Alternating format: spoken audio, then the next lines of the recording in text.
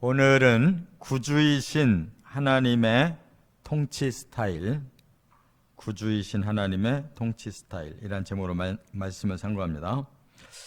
어제는 요 앞절 1절부터 13절까지를 통해서 왕이신 하나님의 통치 스타일을 살펴봤습니다.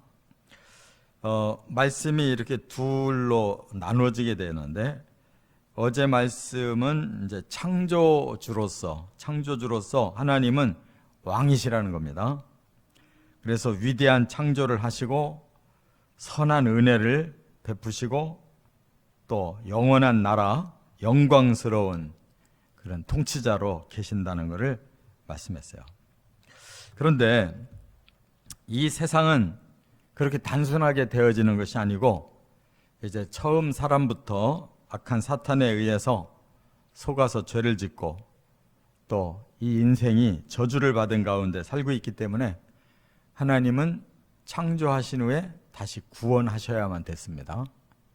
그렇기 때문에 그 중간 과정, 창조에서부터 완성하시는 그 중간 단계가 구원의 하나님으로서 이제 구원의 통치를 하셔야 돼요. 그래서 오늘 본문 14절부터 21절까지는 바로 구주로서 어떻게 인류를 구원하도록 통치해 가시는가, 구원의 통치 원리를 말씀하고 있는 거예요. 그렇기 때문에 이 145편은 성경 전체의 핵심 주제다 하는 걸 알 수가 있어요. 창조와 구원의 완성. 할렐루야. 이렇게 하나님의 말씀이 졸가리가 있고 완벽하게 구성이 되어 있다는 것을 우리가 깨닫는 것이 얼마나 큰 축복이며 기쁨입니까? 이 한 편만 제대로 알아도 성경 전체를 알고 창조주와 구원주의 그 하나님의 통치를 우리가 제대로만 받으면 영원한 축복과 행복이 있는데, 이 얼마나 진리이며 은혜로운 말씀입니까? 여러분의 마음에도 성령이 임하시고 제발 하나님의 말씀으로 충만한 그런 축복을 받으시기 바랍니다. 이제 첫째는 14절부터 17절까지가 공평한 은혜를 베푸시는 구주시라는 거예요. 하나님의 그 구원하시려는 그 은혜는 공평한 은혜라는 거예요. 그래서 여기 17절에 그렇게 말씀하고 있는데요.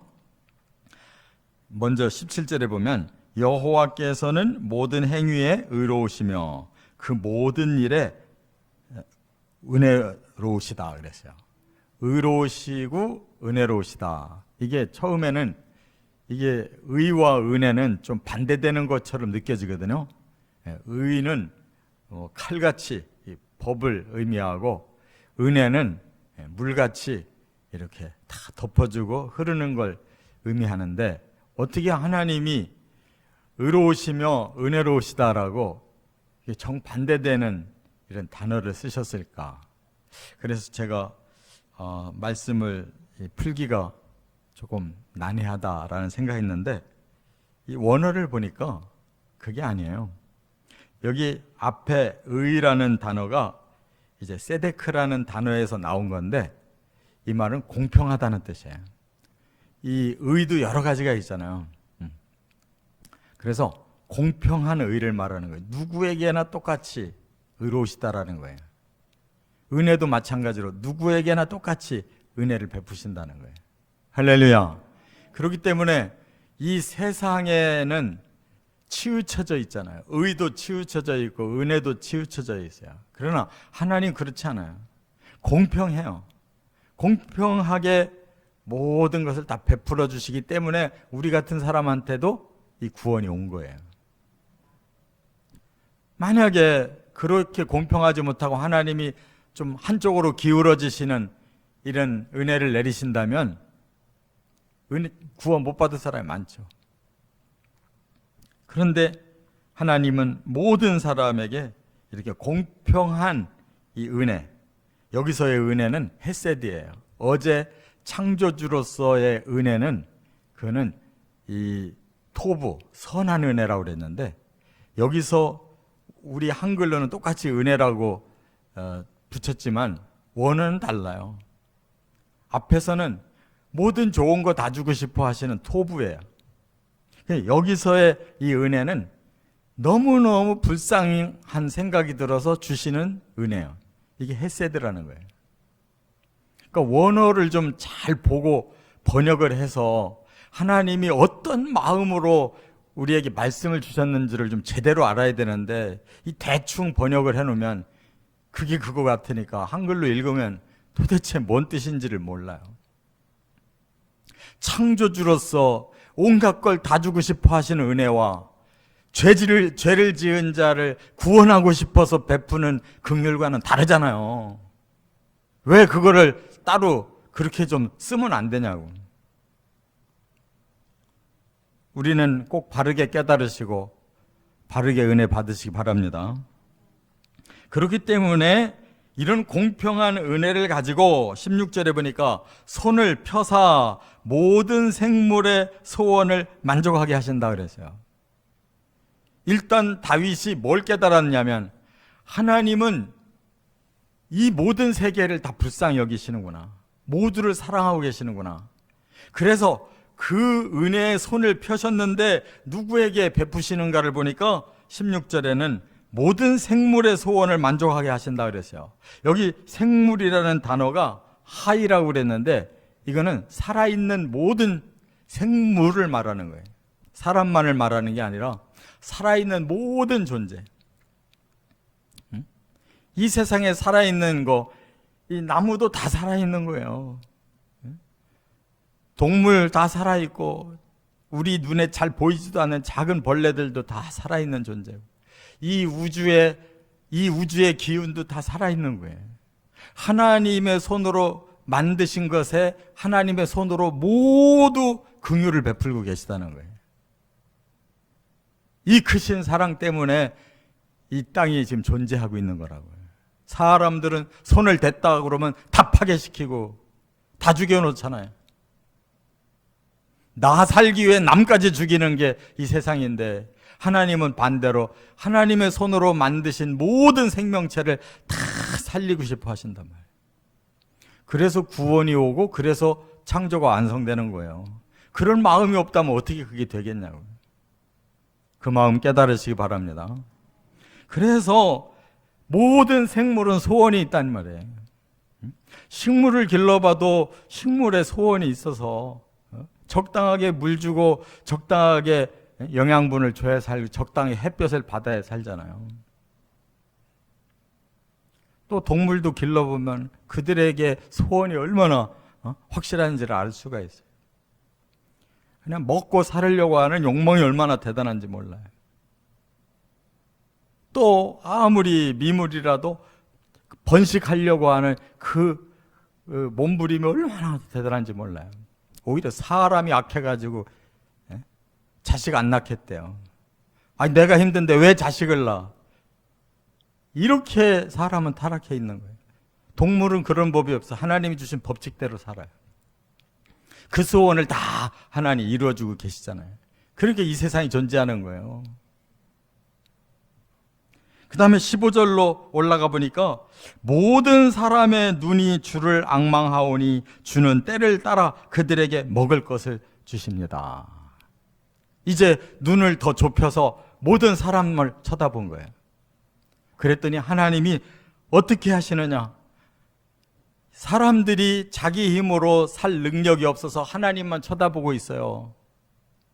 그런 그 인류를 안타까운 마음으로 모두를 다 먹이시려고 그들에게 양식을 다 주신다는 거예요. 그런데 이런 의문이 생기잖아요. 아니 아프리카에 죽어가는 사람 많고 저 중앙아시아에 가난한 나라들이 많다는데 어떻게 하나님이 모든 사람에게 다 먹을 걸 주십니까? 아니에요. 더 자세히 보면 모든 세계에 먹을 걸 다 주셨는데 사람이 이기적이고 사람이 악해서 강한 나라가 자기들이 독식하고 안 주니까 못 먹는 거예요.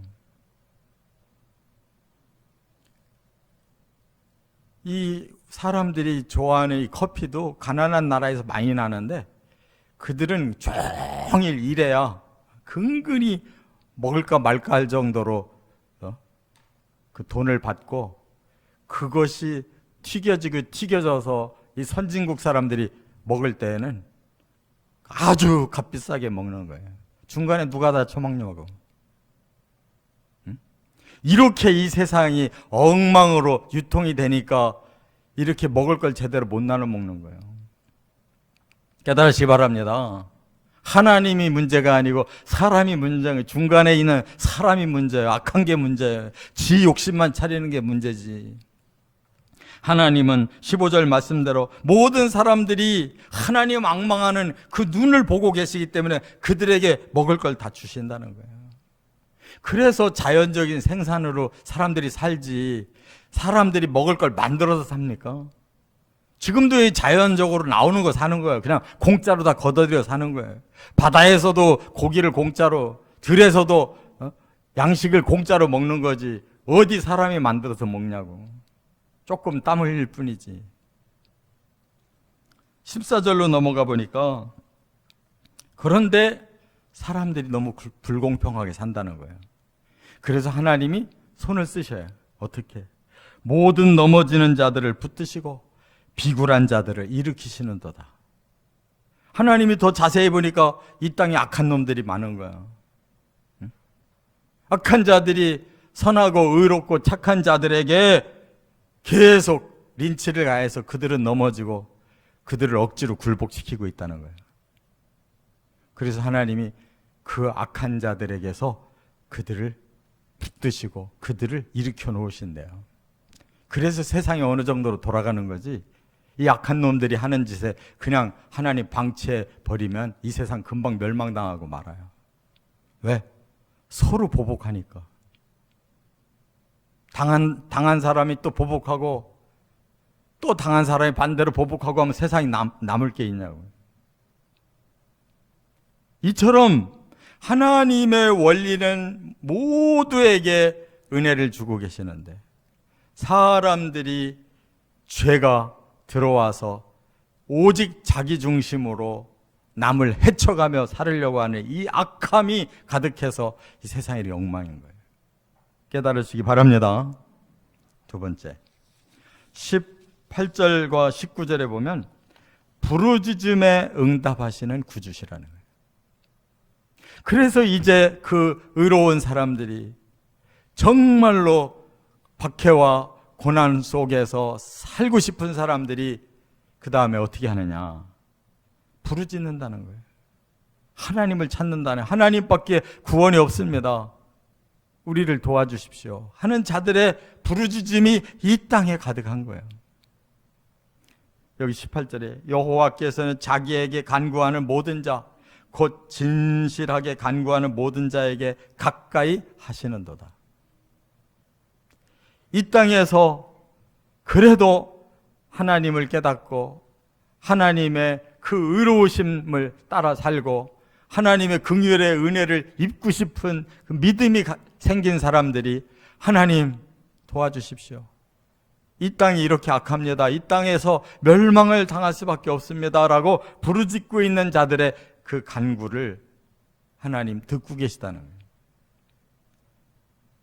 이와 같이 하나님께서는 세상에 구원시켜야 될 사람들을 계속 찾고 계신 거예요. 그들이 신호만 보내면 바로바로 응답하시는 거예요. 그래서 구원이 이루어지는 거지. 우리가 뭐 연구했습니까? 구원받는 일이 어떻게 이루어지는가 우리가 연구해서 구원받냐고. 얼마나 노력을 해서 구원받았습니까? 지 먹고 사는 거는 무진장 노력하고 남을 짓누르고 올라타려고 하는 거는 무진장 노력을 하는데 진짜 하나님 앞에 이렇게 우리가 이렇게 악 속에서 망하고 있으니 살려주십시오라고 진정으로 구원을 갈구하는데 노력하는 사람이 얼마나 있냐. 근데 부르짖기만 해도 하나님은 응답하셔서 구원을 시작하신다는 거예요. 가까이 하신다. 19절에는 그는 자기를 경외하는 자들의 소원을 이루시며 또 그들의 부르짖음을 들으사 구원하시리로다. 할렐루야. 저와 여러분들이 이렇게 구원받은 거예요. 하나님을 경외했다. 이것이 하나님에게는 유일한 기준일 뿐이에요. 너 나를 믿냐? 너 나에게 무릎을 꿇겠느냐? 그러면 내가 너 구원할게. 하나님 앞에 우리가 뭘 해드려서 구원받는 게 아니에요. 인정할 뿐이에요. 아, 하나님이 우리의 창조자시고 우리의 구원자이십니다 라고 인정하고 무릎 꿇은 그 하나의 믿음만 보시고 우리의 소원을 이루어 주신대. 여기 소원을 이룬다는 말이 라손이라고 하는 원어인데 기꺼이 받아들여 주신다는 거예요. 기꺼이 받아들이신다. 하나님이 세상을 이처럼 사랑하사 독생자까지 주시고 믿기만 하면 멸망치 않고 다 구원하려고 기꺼이 받아들이신다는 거예요. 그래서 우리가 구원받는 거예요. 이러한 하나님의 구원의 통치가 우리에게 있기 때문에 그 안에만 들어오면 사는 거란 말이에요. 여기 들으사 그랬어요. 이 말은 샤마라고 그러는데 청종하고 계신다는 거예요. 청종.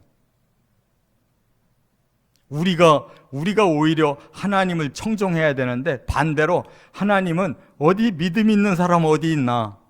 나에게 부르짖는 사람 어디 있나? 그 사람 빨리 구원하고 싶어서 하나님은 청종하고 계시대요. 이 세상이 거꾸로 됐잖아요. 우리가 하나님 음성을 들으려고 하나님의 구원을 받으려고 우리가 청종을 하고 있어야 되는데 반대로 하나님이 누가 좀 부르짖는 사람이라도 있나? 누가 나에게 좀 구원을 주세요. 하나님 하고 엎드리는 자가 있나를 찾고 계시단 말이에요. 이게 은혜가 아니고 뭐예요? 세 번째, 20절과 21절 행위대로 심판하시는 구주. 이 세상의 끝은 어떻게 될까요? 끝까지 하나님 앞에 돌아오지 않는 자들이 있어요. 하나님만 받아들이고 하나님만 경외하면 다 구원하고 싶은데 끝까지 하나님을 대적하는 자들이 있어요. 그럼 어떻게 해야 되겠어요? 구분시켜야 되는 거예요. 그게 심판이라는 거예요. 판결. 너는 석방, 너는 감옥. 판결이 없을 수가 없어요. 사람들이 그렇게 끝까지 악에 서는 자들이 있기 때문에. 그래서 20절에 이 말씀을 한 거예요. 여호와께서 자기를 사랑하는 자들은 다 보호하시고, 이 보호라는 말이 사마르, 보존이라는 거예요. 영원히 잘 간직해 주시는 거예요. 그게 천국이란 말이에요. 그러나 악인들은 다 멸하시리로다. 멸한다라는 샤트가 완전히 멸절한다, 멸망시킨다, 파괴시킨다라는 뜻이에요. 사랑의 하나님이시지만 끝까지 거역하는 자에게는 하나님이 그를 창조하신 거 후회하시고 파괴시키는 거예요. 없애버린다 그 말이에요. 이걸 안 하실 수가 없도록 이 세상의 끝은 이렇게 사람들이 갈라져 있다는 거예요. 이게 바로 행위대로 심판하시는 거예요. 하나님을 경외하고 사랑하면 그 행위가 영원히 보존받을 일을 했기 때문에 하나님 보존시키는 거고, 끝까지 하나님 앞에서 악하고 대적하면 하나님은 그 행위가 도저히 그냥은 둘 수가 없기 때문에 멸망, 파괴시키는 것이라.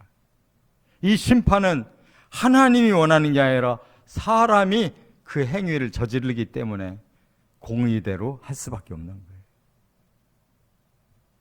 그래서 21절에 우리는 이렇게 고백해야 된다는 거예요. 내 입이 여호와의 영예를 말하며, 여기 영예라는 말은 하나님 너무 위대하시고 하나님 너무 영광스러우십니다.